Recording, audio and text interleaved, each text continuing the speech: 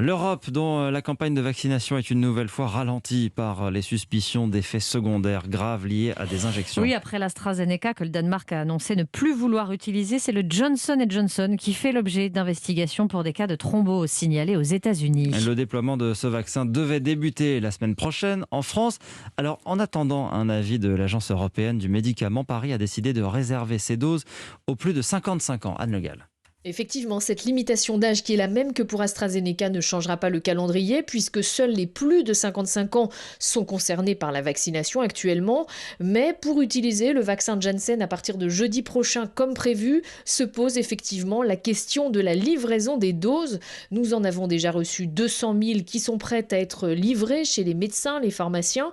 Mais pour recevoir les 600 000 doses attendues sur tout le mois d'avril et les 2 millions attendus en mai, ce qui correspond à 15% du total des livraisons de vaccins, eh bien, il faudra à la fois un feu vert du laboratoire qui bloque ces livraisons en Europe pour l'instant et un autre de l'Agence européenne du médicament qui est attendu la semaine prochaine. Une campagne de vaccination freinée aussi, Anne, par une forme de méfiance qui se généralise aux autres sérums comme le Moderna, constat fait dès le week-end dernier dans certains vaccinodromes.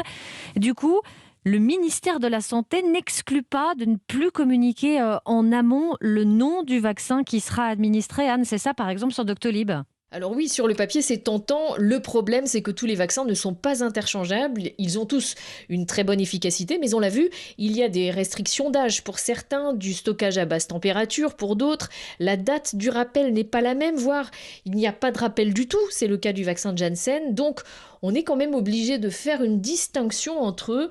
Ceci dit, il y a deux vaccins totalement jumeaux. Ce sont les vaccins à ARN messager Pfizer et Moderna. Ces deux-là agissent exactement de la même façon dans l'organisme et le ministère de la Santé rappelle que les patients n'ont aucune raison de faire la distinction entre les deux. Les précisions d'Anne Le Gall pour Europe 1.